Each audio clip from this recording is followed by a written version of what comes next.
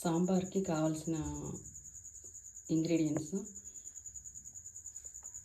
పప్పు, ఉడకబెట్టిన పప్పు, చింతపండు, వెల్లుల్లి, కరివేపాకు, ఉడకబెట్టిన మునక్కాయ, మామిడికాయ, సాంబార్ పొడి, మిరప్పొడి, కొంచెం ధనియాల పొడి, కొంచెం ఇంగువ, ఎండుమిరపకాయలు, ఆవాలు, ఉద్దిపప్పు ఆవాలు, పచ్చిమిర్చి, టమాటో, ఎర్రగడ్డ.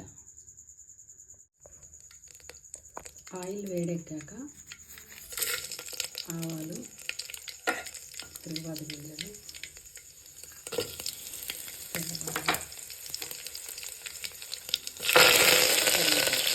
బాగా వేసుకొని వేయించాలి. పచ్చిమిర్చి, ఆనియన్ వేగిన తర్వాత టమోటాలు వేసుకోవాలి. టమోటో బాగా వేగిన తర్వాత ఇవి ఇంగ్రీడియంట్స్ వేసుకోవాలి.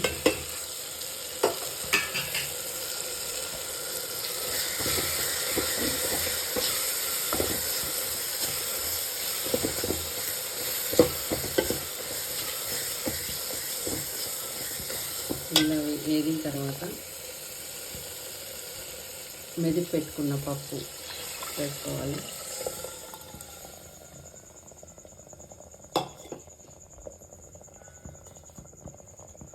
తర్వాత మామిడికాయ ముక్కలు వేసుకోవాలి.